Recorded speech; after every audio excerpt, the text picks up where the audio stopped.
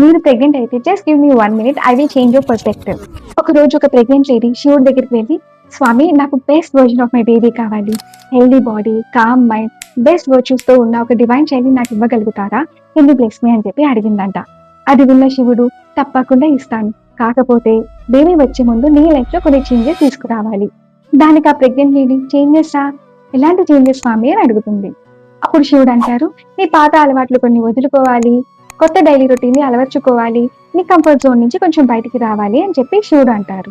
అప్పుడు ఆ ప్రెగ్నెంట్ అంటారు, నేను అడిగింది డివైన్ చైల్డ్ కదా, నువ్వు నా లైఫ్ లో చేంజెస్ ఎందుకు తీసుకురావాలి? అప్పుడు శివుడు నవ్వుతూ అడుగుతారు, నీకు ఒక ప్యూర్ గా డివైన్ చైల్డ్ కావాలి అనుకున్నప్పుడు దానికి తగ్గట్టుగా మరి నీ జీవితం ఉండక్కర్లేదా? నీకు ఒక మంచి డివైన్ చైల్డ్ కావాలి అనుకుంటే నువ్వు లోయెస్ట్ ఎనర్జీ అంటే స్ట్రెస్, నెగిటివిటీ, కంపారిజన్ ఇలాంటివి వదులుకుంటేనే కదా నీ జీవితంలో ఒక డివైన్ చైల్డ్ కి స్పేస్ అనేది క్రియేట్ చేయగలుగుతావు, కొత్త తలుపులు తెరుచుకుంటాయి. నీకు ఒక డివైన్ చైల్డ్ కావాలి అనుకుంటే prepare your mind, prepare your habits and prepare your surroundings.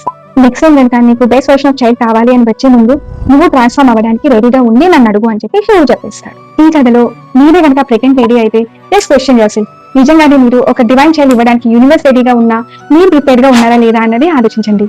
మీరు కనుక మీ బేబీకి ఊరు నుంచి మంచి సంస్కారాలు, వాల్యూస్ అండ్ హ్యాబిట్స్ ఇవ్వాలి అనుకుంటే మా గర్భ సంస్కార ప్రోగ్రామ్ లో జాయిన్ అవ్వండి.